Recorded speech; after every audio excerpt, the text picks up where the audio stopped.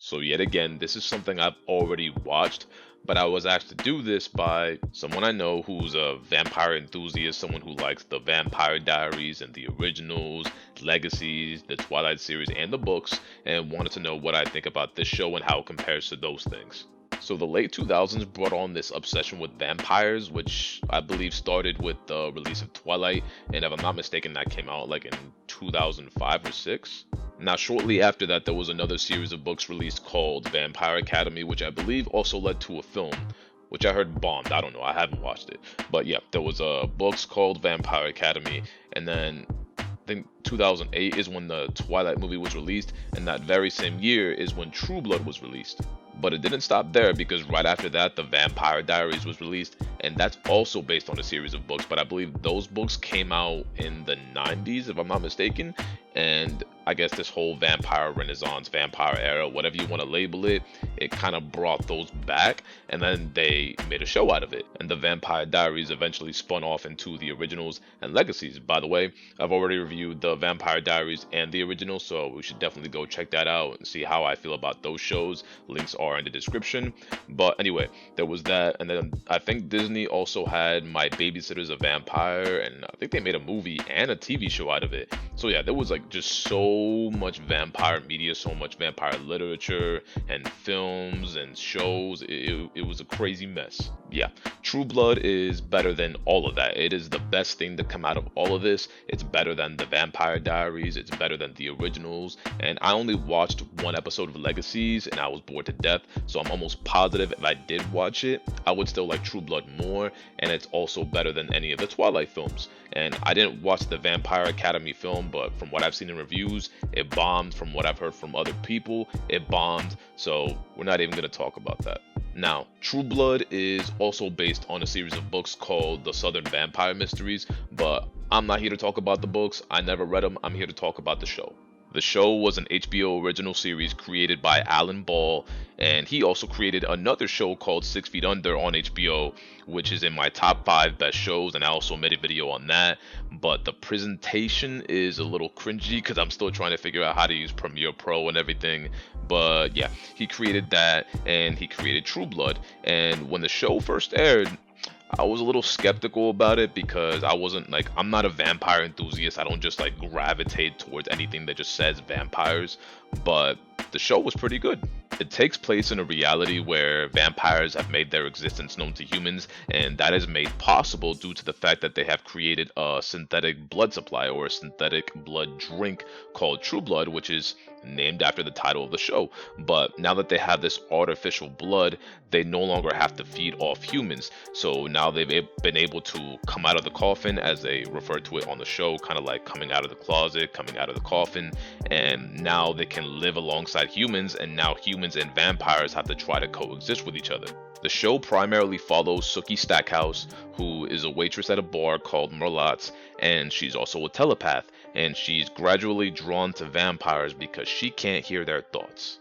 And she's always caught up in the supernatural element in vampire politics or vampire quarrels or something. In some way, she's always involved with vampires. And everyone's always after her because they want what she has, or they're in love with her, or they just whatever. There's always someone who wants her or will stand there and protect her. She's basically like Elena and Bella. And yes, she's equally as annoying.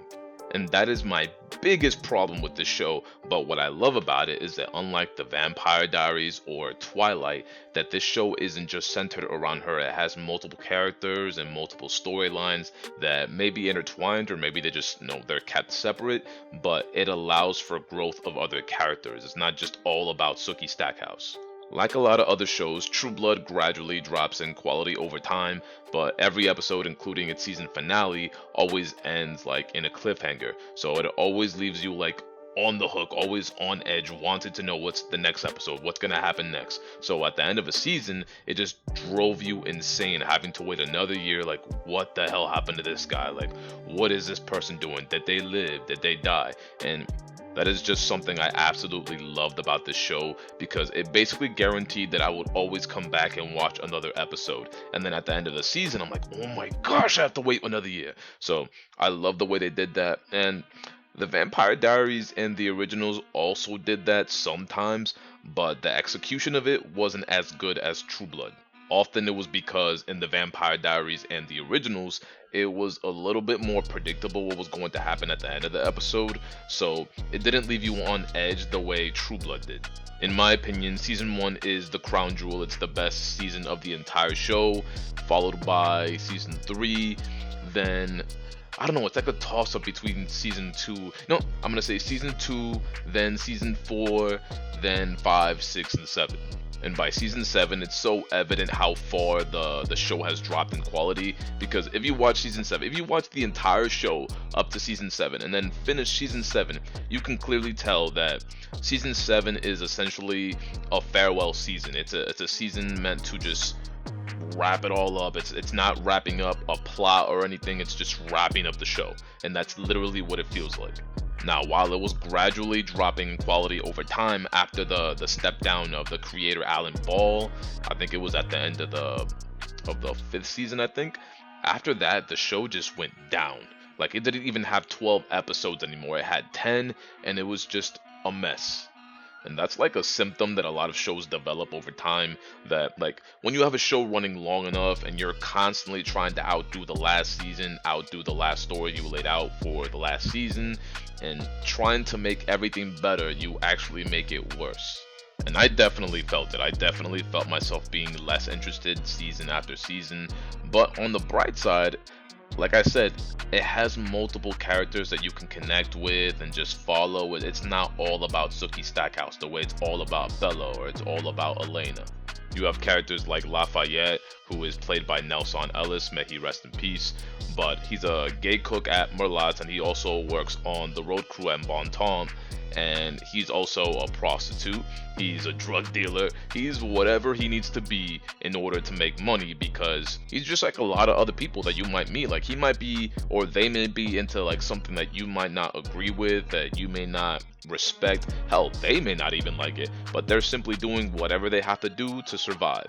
And I think he said that in the 2nd season, that he is a lot of things, but first, he is a survivor. So whatever he needs to do to survive, that is exactly what he will do. And then you have Jason Stackhouse, who is Sookie's brother, and he was a jock in high school, and a stereotypical jock. He's very good looking, he has sex with many women, but he's not the smartest guy. Initially, he was a supervisor on the same road crew that Lafayette worked on, and then eventually he became a cop. But when he became an adult, he was still basically a jock. He's still not the smartest guy, he's still very handsome, and he has sex with many women. But he has like no morals when it comes to that, because he has sex with anyone, even if that person is married, even if that's not the best decision to make at that particular time, he does it anyway. He's had sex with basically every woman in town, and they actually make a joke out of that at some point, like, yo, Stackhouse, is there anyone in this town you haven't slept with? And he's like, I'm pretty close. And even though Jason is basically comic relief, he still has character development. Over time, you can see that he has a problem with the way he is, and even though he kind of continues to have sex with multiple women, you can see that that bothers him, and he's kind of using sex as like a way of filling the hole, like something that's just missing in his life. So I really like the way they did his character. And then you also have characters like Sam. Sam owns the bar where Sookie works at, but aside from being in love with Sookie in season 1, the majority of what he goes through has to do with his past, or basically what he is, a shapeshifter. He's basically the guy that everybody knows and everybody loves, but he has a pretty fucked up past, and he's made a lot of poor decisions in his life. And I love the way the show kind of dives into his past and kind of connects that to the present, but it also, like, it goes into what he deals with and being different from everybody else. Like, if you were gay or a transgender man or woman, if you're bisexual, like whatever it may be, like, you're different from what's considered normal, right? So you may be afraid to come out and let everybody know that, because you're afraid of the recourse, you're afraid of how people will react, you're afraid of how people will judge you, and that's essentially how Sam feels. So I love the way they wrote his character. And there are a lot of other characters, but yeah, like all the characters, or at least the main ones, all have a story, and they may be tied together or they might not, but you get to follow like different characters and grow fond of them. It's not just all about Sookie Stackhouse, which is basically what it's like in the Vampire Diaries and the originals. The originals follows the original family, Klaus Michelson, Elijah, Rebecca, etc., etc. And yeah, you might have a few moments where like it starts talking or dealing with someone else, but it all ties into what's going on with the main plot. In True Blood, you don't always have that. Like Sam might be doing something that has nothing to do with Sookie, and Jason might be doing something that has nothing to do with Sookie and nothing to do with Sam, and Lafayette may have like something going on that has to do with every single one of them. Like it's completely different from those shows, like the way it does things.